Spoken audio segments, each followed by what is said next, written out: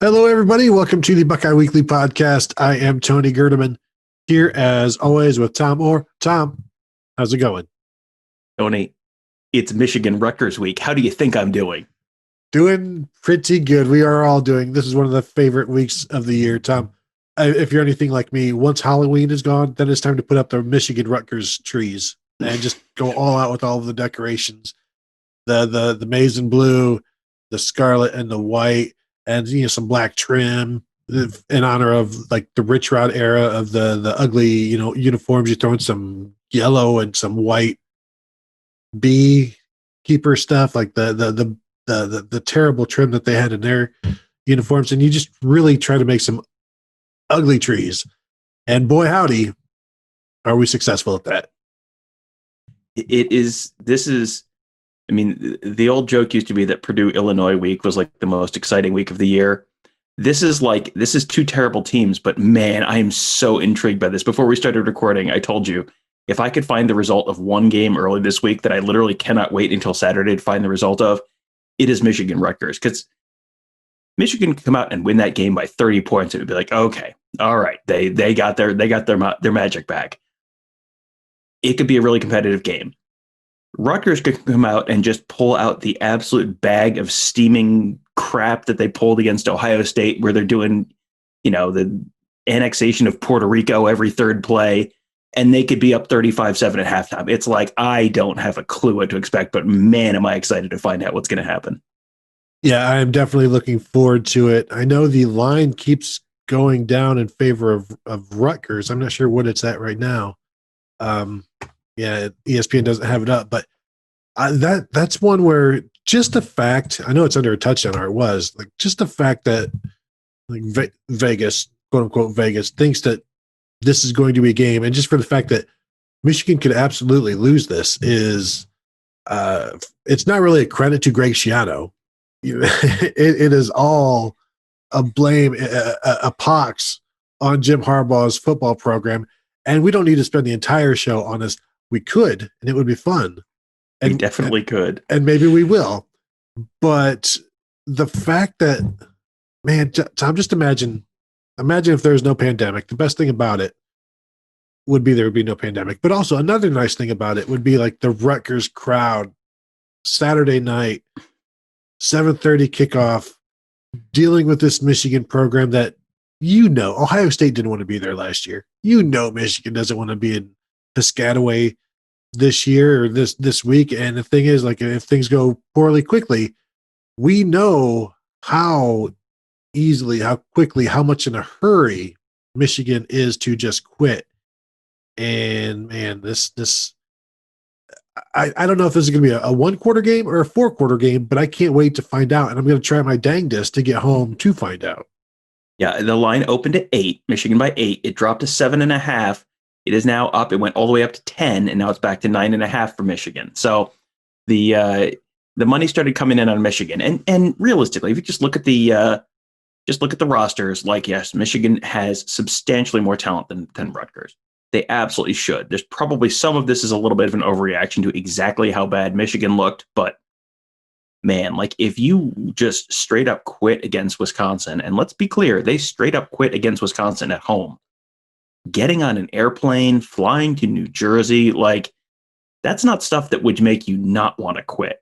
This is like, well, the motivation is, we really don't want to suffer the most humiliating loss in school history outside of maybe Appalachian State or maybe the Michigan State game from 3 years ago. We don't want to suffer 2 out of the 3 most humiliating losses in school history in the span of a month. So, yeah, I don't know. My brain keeps saying, well, Michigan has so much more talent. They have to win this. And then I think, well, you thought that last week, and you thought that, well, is Wisconsin really going to be ready to come out and play after 3 weeks off? And it turns out the answer was yes. Yes, they were. And yeah, it's every week I tell myself I'm done picking Michigan. I'm not doing it again. And then like Thursday rolls around and Mark emails us for the staff picks, and I'm like, they can't be that bad again, can they? So I don't know, Tony, can they? But the thing is, if you keep picking Michigan, there is some humor to watching them lose. If you pick them to lose then and they win, it's like that's not as fun. Where's the joy in that? And so maybe I'm sure I will probably pick Michigan again because I've been so wrong in my life. Like I'm used to it now, and it doesn't affect me and it doesn't bother me anymore.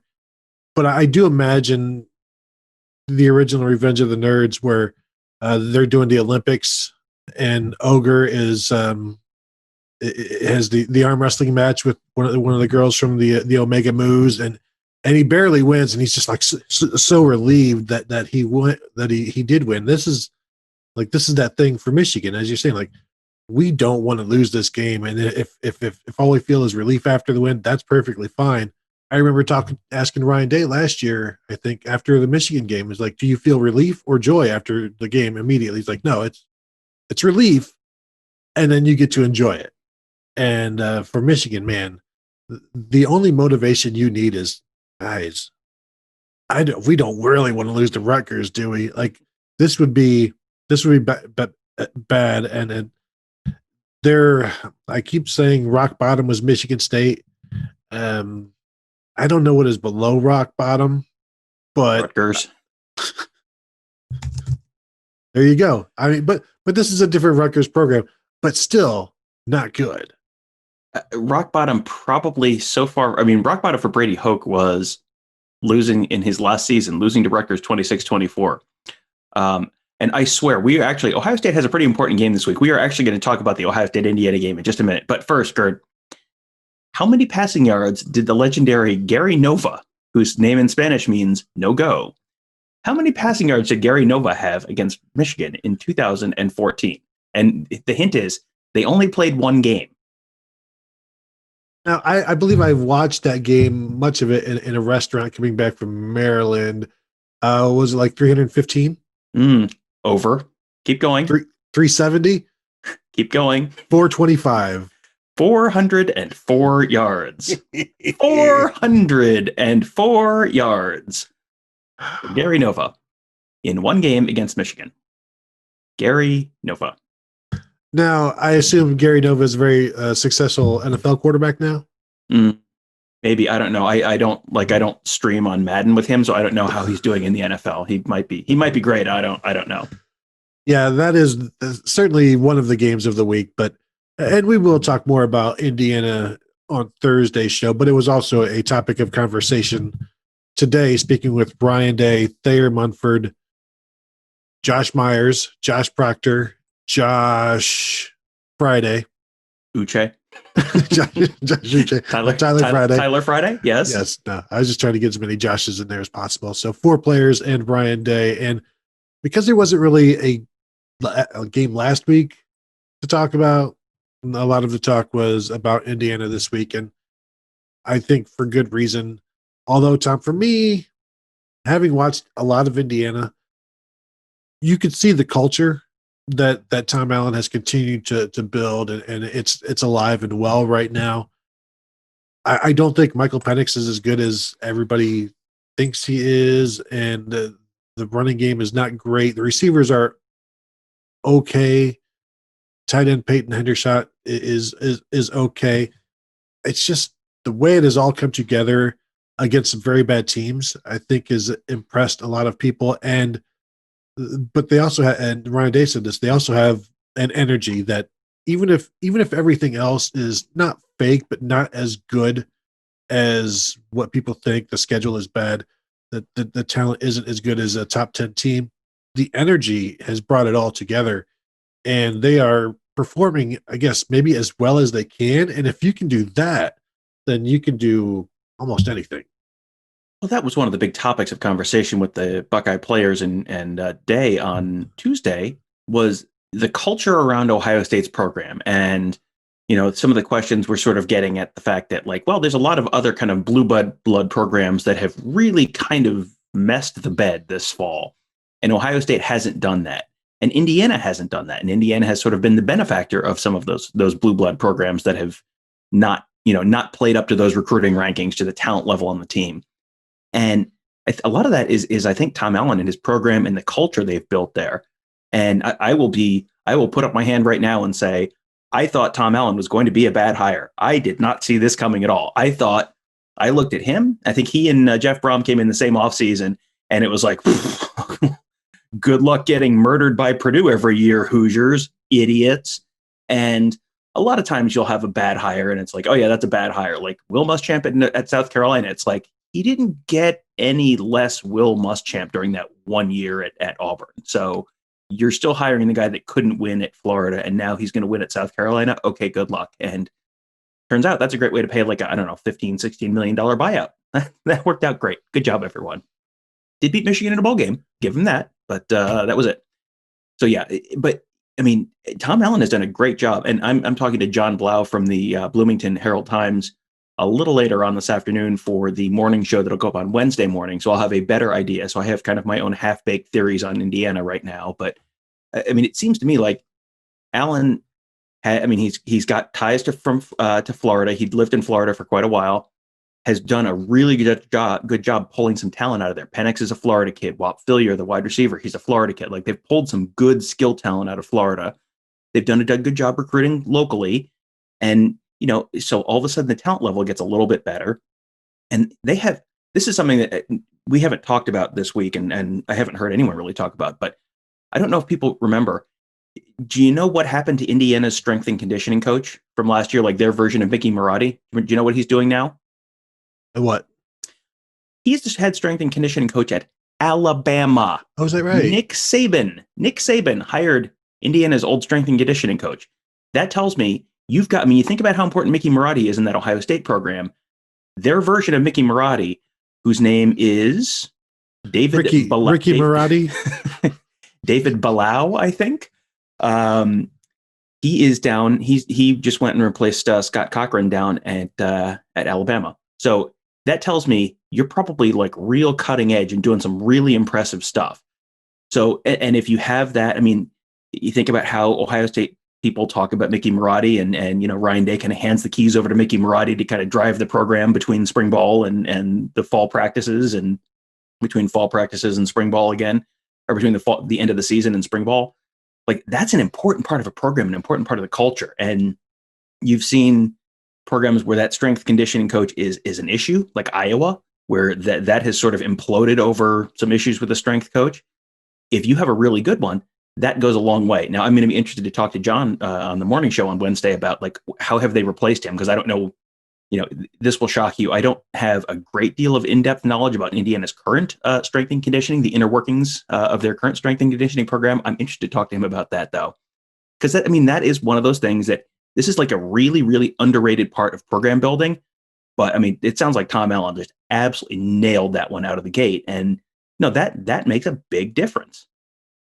It makes a big difference when you have a head coach who makes good hires. And we've seen a lot of talk about the two young coordinators that Indiana has, and maybe the two youngest offensive and defensive coordinators they have. And it's a quality that not every head coach has. And the better you are at it, the better you will do. One of my favorite things every like Sunday this season is just going and checking the Indiana football Twitter account and just watching their celebrations and see how bad did Tom Allen get hurt tonight. And just, he had a gash on his cheek.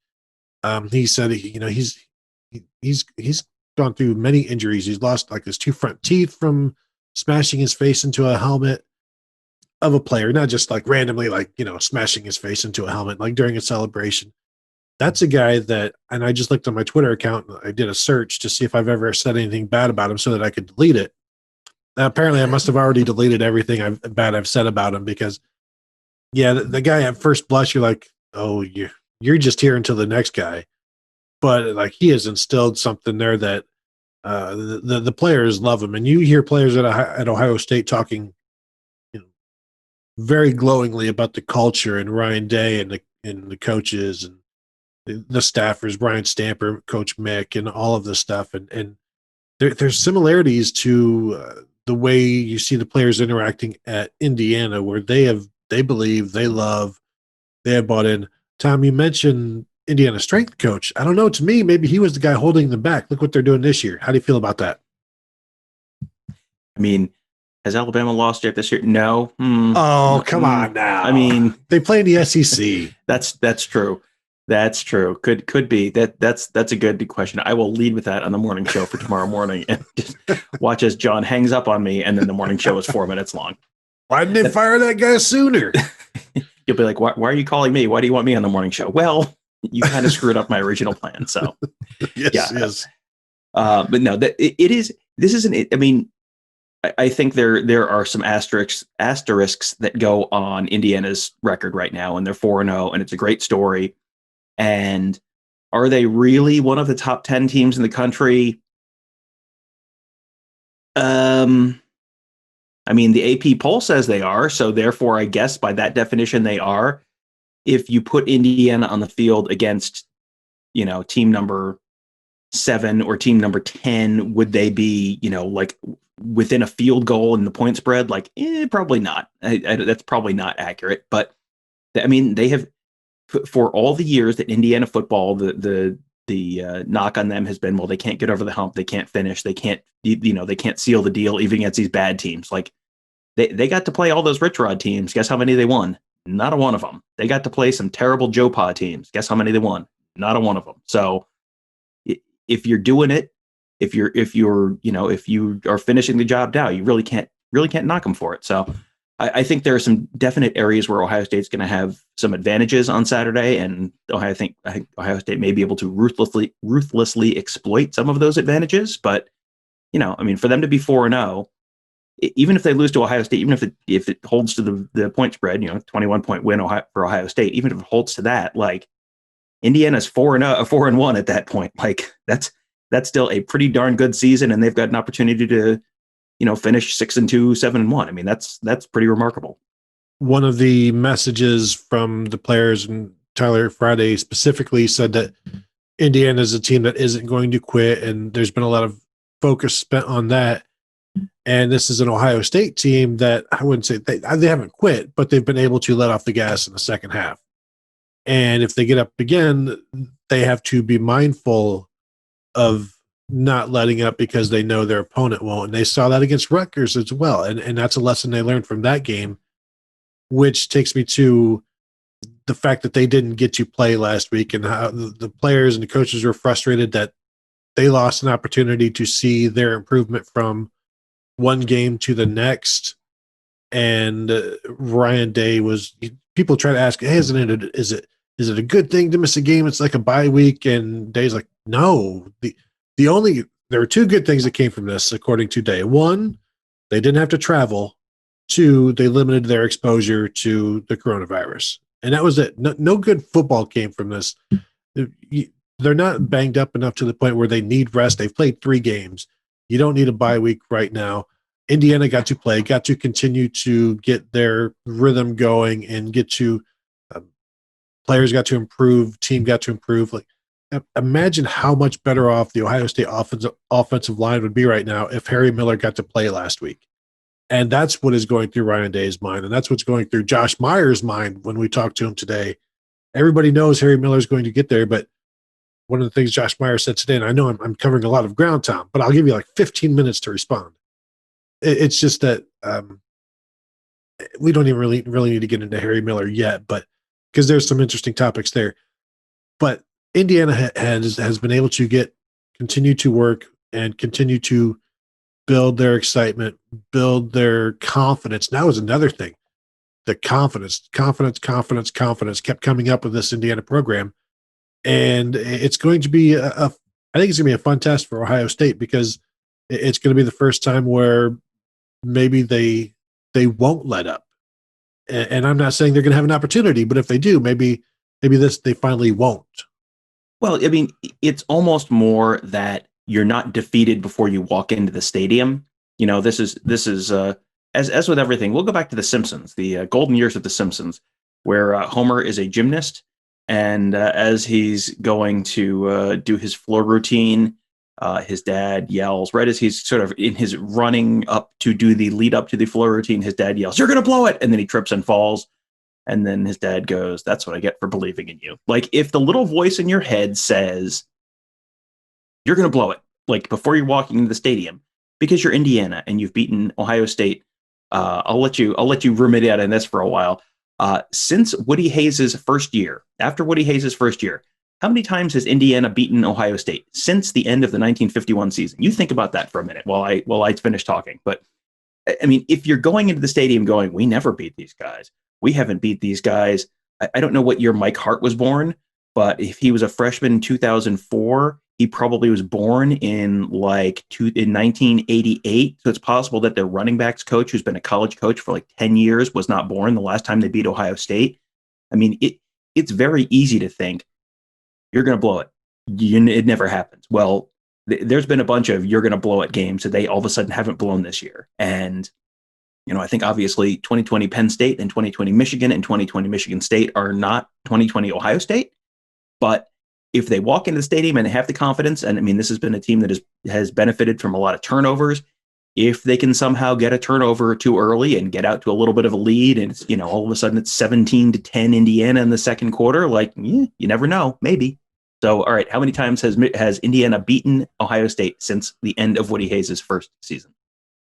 I will say 4 times. Under. So it's 3? Under. They didn't beat them prior to the 80s, not. They have beaten since the start of the 1952 season. Indiana has tied Ohio State twice. Once was in 1990 and once was in 1959, maybe.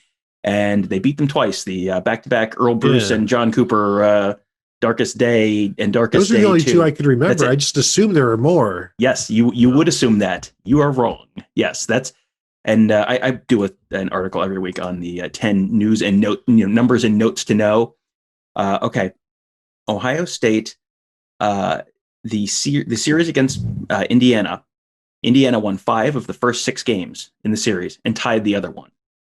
Since they won 5 of the first 6 games, they have won 7 of the last. Hang on, let me do the math. 5 of the first 6, and then 7 of the next 86. That's crazy. That is bananas. Yeah. 7 times since 1914, and they haven't played every year, but they've played very close to every year, and they've won 7 times in more than a century. What? That might be the greatest example of resting on your laurels I've ever heard. 5 of 6, we own these, these jokers. We don't need to worry about them anymore. And then you get the SpongeBob 100 years later, and you've won twice or so. Wow. Your stadium is the chum bucket. Many, many years it has been, and the Buckeyes have feasted. And Tom, while you were doing all of that, I had something I wanted to say, but I don't recall what it was. So let's just talk about Harry Miller. That's okay? Sure. All right. Unless you want to hear more random stuff about Indiana football, and who doesn't? Splice them in as we go from subject to subject. We can use it like bumper music, or I can put an ad in for each one, this little tidbit brought to you by Canes, that sort of it. And then you can sing song the stat. So if you want to throw one in now. I'm not sure I have the song prepared. This is just the 3rd time in Indiana school history of the university. Been a member of the Big Ten since 1914 or whenever the heck the Big Ten really started. How many times did I say the number? I think I already No, said you the did number. not. You did not. How many times has Indiana been 4-0 in Big Ten play in school history? I'll say 3 times. All right, so you did read the media notes. No. You said. Well, did I say 3 times? Oh, son of a gun. All right. Yes. Well, they were the other times 1987, 1967. They've only been 5-0 in conference play once, and they've never reached 6-0. So how many times has Ohio State been 6-0 in league play in the last 8 seasons? Indiana has never been 6-0 in the Big Ten play in school history. Last 8 seasons, how many times has Ohio State started 6-0? 7? 5. 5. Okay. Such a homer. Yes, they. Well, how many times have they lost to Penn State in there? They lost to Penn State when they were 3-0 in 2016. They lost Purdue to Iowa. Yeah, they lost to Purdue in Iowa, and I remember those. There's a bunch of 3-0s, but not. Yeah. Yep. Mm-hmm. Yeah. Nice bringing that topic up, Tom. Probably best you didn't sing song it. Good job. We have to bring up the 2018 Purdue and 2017 Iowa games just at least once a show, just out of absolutely nowhere, just chair shot to the back of the audience's head. That's what we do here. It's our brand. I did see a tweet while I was doing a Twitter search on have I ever badmouthed Tom Allen. I did see that I have a tweet where he says the 2018 Ohio State team is the best team he's ever seen, but that was from 2018. I'm guessing he probably felt different about last year's team. I don't know if he feels different. Like, I think maybe that 2019 team is probably still above what he's seen, even though I wrote an article today from his availability on Monday talking about how this is the best Justin Fields has been, and he's seen his growth in different areas. And I think we all have. And speaking of getting better and growing, let's talk about Harry Miller, who I thought Josh Myers had some really great things to say about Harry Miller. Specifically, it's in a regular year, sure, you might be expected to gel this quickly with between a center and a guard. This is not a regular year, and to further point that out, like he said, Harry Miller's 19 years old now. He's had no spring, no non-conference games. You can't expect him to be like everything that some podcasts have said he's going to be. Not this one. We have not been part of that. We said, let's see him do it first before we start talking about what he's going to be. Other podcasts may have already put him there. That was not us. But with Harry Miller and Josh Myers said himself, like, I couldn't have been doing what he's doing at this same time, year two. And he said that last year as well. Like, I would, like, every step of the way, he's like, I couldn't be where Harry is now. He said it again just today. And this is the first year starter, learning on the job, but not just learning on the job. It's not like entry level. It's like learning while the conveyor belt is going. It's like they haven't shut anything down to show you how to do it. It's like your first day on the job, things are moving and you're pulling down levers and you're trying to do all of this. And yeah, like you saw the manual and you had you've done things like it in high school, but then this is a completely different factory and completely different machinery and all of this, and there's no training, and there's no training video even. VHS, really, really terrible to watch. Plus, Tom, no VCRs. One of the major problems with training VHS tapes right now. Difficult to play them, yes. Plus, you would need a training video for these millennials and these kids to even know how to watch a VCR and use a VCR, which is, you'd have to do a TikTok training video. Of course, then you need a training video for the adults. Well, how do I TikTok? Get me my VCR. Go ahead, Tom. I don't even know where to begin with that. Harry Miller. Harry Miller. Ta-da! Harry Miller. Aristocrats. Yeah, this is the offensive line is a place where it is really tough. And there was a question for Myers today about like what makes it so different. Like there, you see that jump from the second year to the third year, and he kind of went like, "Huh, that's interesting." Like, but it is. I think there's just. Myers said like you go from your first year to your second year, and Myers felt like his second year, like, oh yeah, I'm ready to play. And he said, looking back now, it's like I wasn't ready to play. I had you had no idea. And this is, you think back to the guys who have played their sophomore years, and a lot of them were kind of like, yeah, they're okay. And that's true in a lot of places. You think about a lot of Ohio State's great cornerbacks, Marshawn Lattimore, people were about ready to run Marshawn Lattimore out of town on a rail in his sophomore year. That Michigan State game in particular jumps out. But, you go through the years and it's like, yeah, it turns out there's sort of a learning curve to all of these positions. And offensive line is one of the tougher ones. You can be a pretty darn good running back even your first year if if you have the physical talents. There are spots on the field where it's a lot harder to do that. Offensive line is a really tough spot to get up to speed. There's the physical demands, but also just the mental demands and all the different, protections. And Kirk Barton did a great job. You look back at the Penn State game, that play where Justin Fields just got absolutely annihilated from the blind side.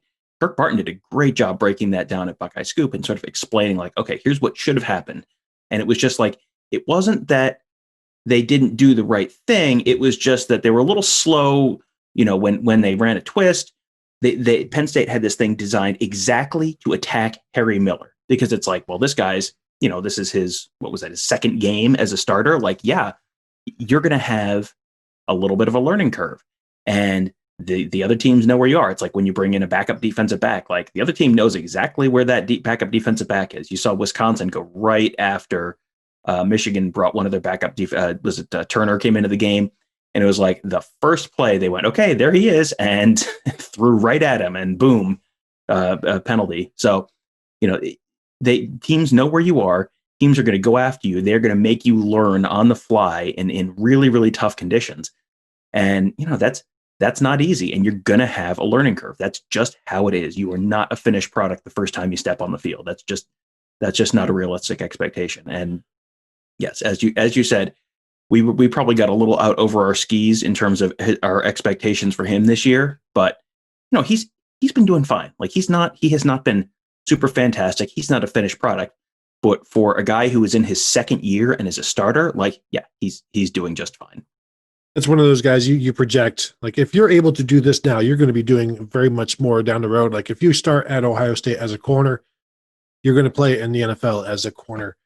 And one other aspect of the whole offensive line Harry Miller thing is they've played 3 different fronts doing different things. And Josh Myers even said, like, defenses are doing things that aren't even fundamentally sound to try to screw with them, and they just have to deal with it. And that's why it's hard to prepare for an unsound defense, basically, because you're not expecting defenses to be unsound. And then once you see what's coming at you, then you find the weak links, and they've been doing pretty well at that. It's just sometimes there's a breakdown, and Harry Miller will eventually get it. Josh Proctor, we got to talk to him. He was asked, were you prepared for this? Were you looking forward to this position that you have, which is like no position? You play wherever.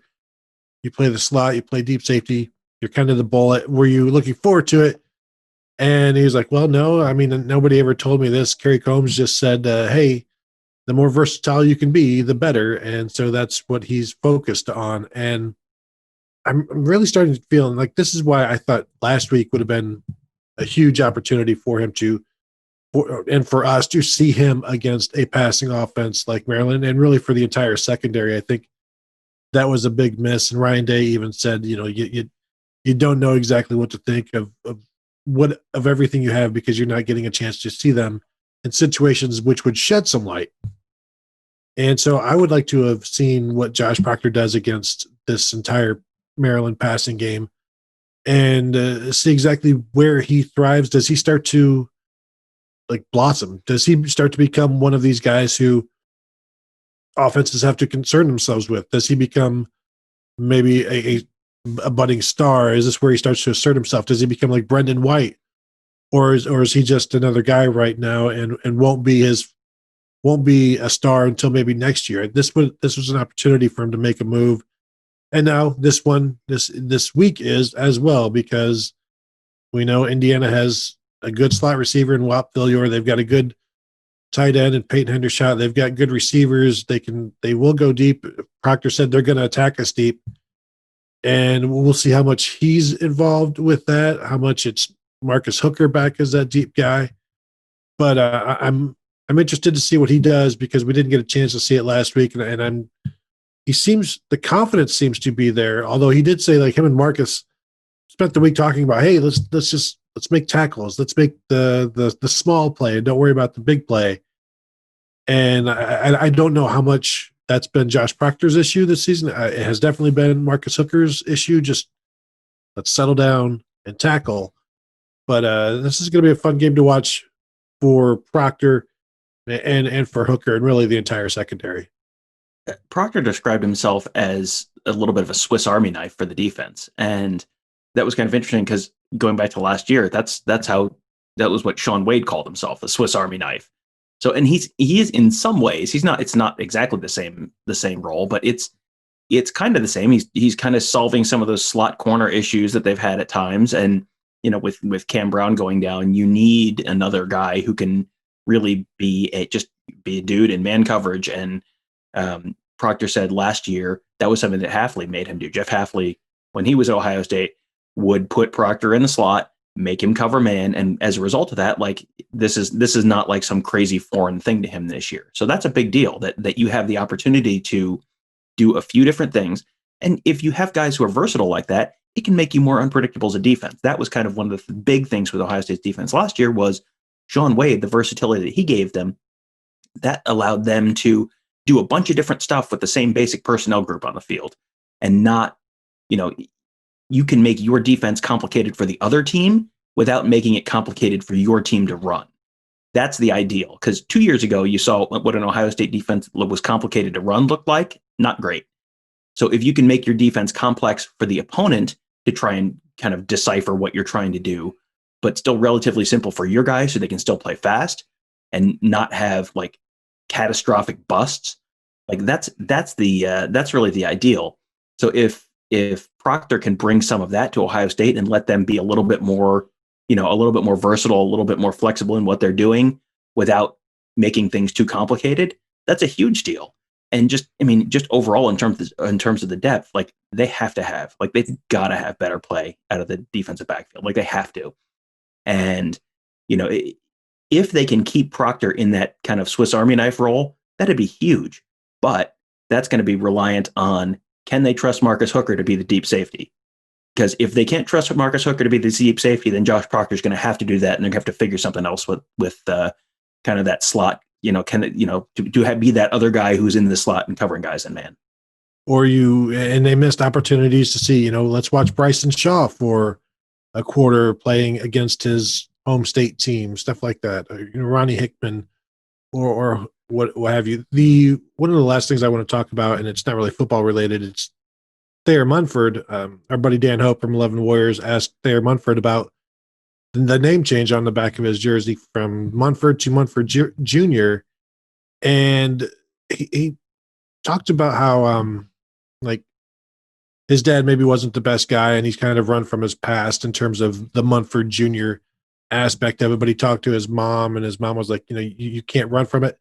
Let it be a reminder of doing right instead of doing wrong. And I just thought it's a very mature decision, because it's that you don't have to put that out there for everybody. Like you can just, I'm going to remember that. I'm going to use, but to put it out there for everybody to see, I think it's a very mature thing. And it's something that I don't know that a lot of people would do it. It tells you how he's okay with maybe others holding him accountable. Like, I've put this out there, so if you don't see me doing it, feel free to remind me, give me a nudge. And that's also a mature thing. I just thought it was an interesting start to his interview session.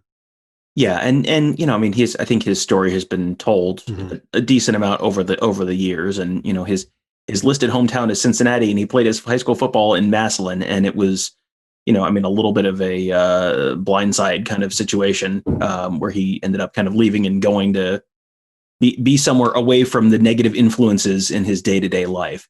And, and that has worked out great for him. And he has been, he's someone who throughout the years at Ohio State, he's never been someone who's been viewed as a problem. I mean, they Ohio State recruits the whole family. That's one of their big things. And, there's an awful lot of players on Ohio State's team whose parents are, doctors or lawyers or preachers or, like respected members of the community. And, I think part of the concern there is like, if someone is coming from a broken home, you can have, that does not doom them to a life of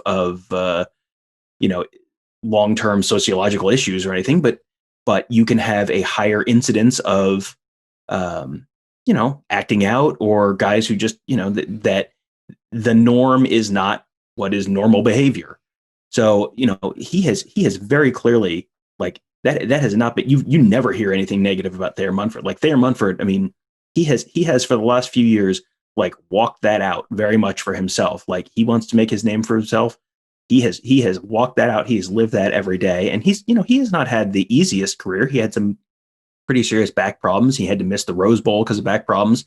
He missed like most of the offseason before the 2019 season. And he talked today about the fact that, how much that left him kind of, behind. He said he's so much quicker, so much stronger this year, and just so much more confident in his body than he was last year, because he had missed all those offseason workouts. He'd missed all sorts of time. So yeah, he has he's had to overcome some stuff, and he's done. It's just from all accounts, he has done everything the right way, and that's like really, really admirable. And maybe this is one of the things where he has earned the right that now this really is his name. He's really he has made this name his own, and that's one of the things that helps not having to run from it.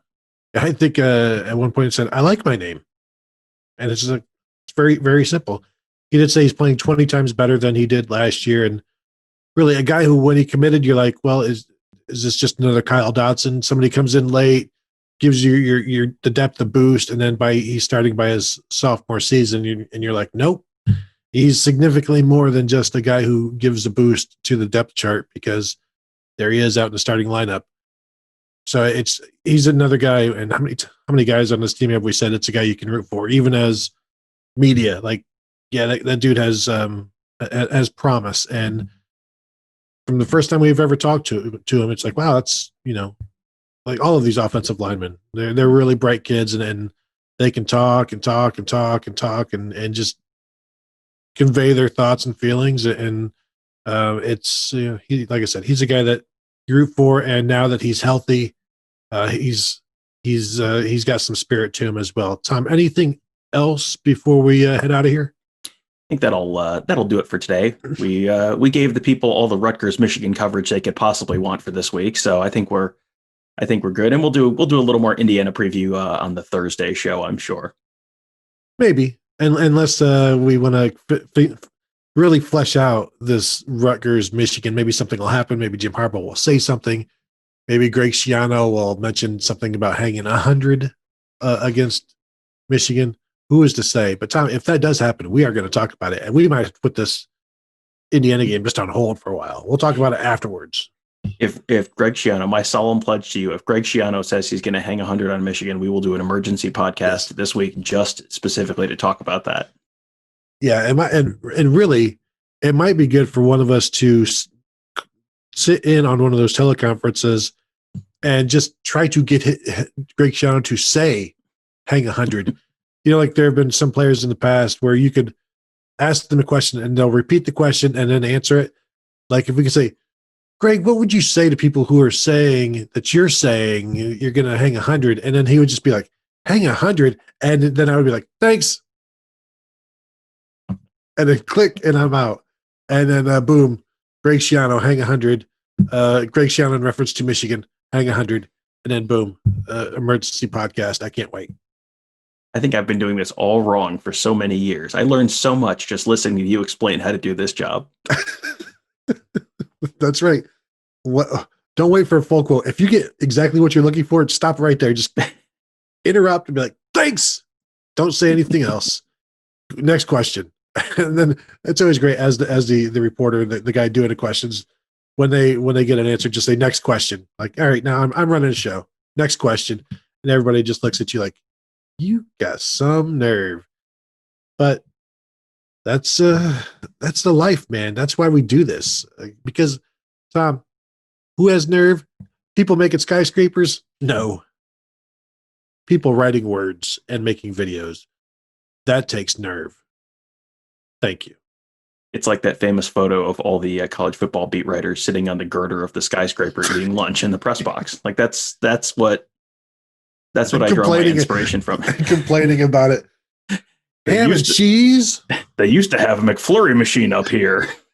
It's just out of the photo. It's cropped very poorly. But the McFlurry machine fell and it killed 3 people. A terrible tragedy. And let's not make light of it.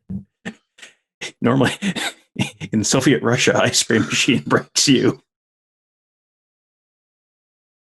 All right, Tom. We're getting a little out of control. So it's time to call it a day. Make sure everybody, first of all, thank you for listening. And thank you for sticking around this long. I didn't think you'd do it, but you did it, and we appreciate that. Make sure to continue to check out BuckeyeScoop.com. If you're not yet a member, please become one. Tom, again, tell us who is on the Morning Scoop for Wednesday. John Blau, who is a beat reporter covering the Indiana Hoosiers football team. So I'll get to ask him all the questions that I have sort of laid out there during this show that I've thought, I wonder what the deal is with. Yes, we'll have the answers to all of those for you on Wednesday morning. Just search Morning Scoop on Apple Podcasts, Google Podcasts, SoundCloud, Spotify, wherever fine podcasts are sold, and you can find that right there. And also ask him the same questions you were asking me about. When was the last time Indiana did this and that?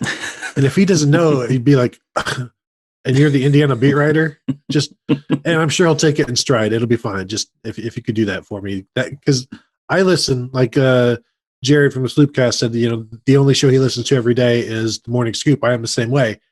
And if I'm going to listen to it, it would be fun if I had some input. And if that's my only input, I'm okay with that. All right. If you can get this question exactly, I will absolutely do that. Oh no. How many days happened? How many days were between AP top 10 poll rankings for Indiana? I will even give you the dates to make this really easy for you. All right. Hold on. Number 10 in the AP poll on September 22nd, 1969. And then back there again, November 8th, 2020. How many days transpired between those dates? And we'll do this Price is Right rules. If you're within 100, I'm going to give you both showcases. So that's 51 years and like 2 months. Mm-hmm. So that's like 18,200 days. You are shockingly close. Unfortunately, you did not win both showcases. 18,675 days. I am genuinely impressed that you were that close. That's really impressive. You're also off by like a year. So, I mean, it's not that impressive, but it's still pretty good. But my math, even being off by a year, was still close. Tom, next week, I'm going to have old Buckeye names for you, and you're going to have to give me a range of years. I'm bringing it back. I thought about that. I actually started pulling up the Ohio State media guide because I'm like, oh man, this is going back. We're going back to I don't even remember anything. I can't even come up with those great names, Perd Hapley or Turd Ferguson or whoever those Gert McGee or whatever. Mengus. Mengus, actual human being that existed. Oh boy, can't wait. All right. Thank you all for listening, and we will talk to you guys later.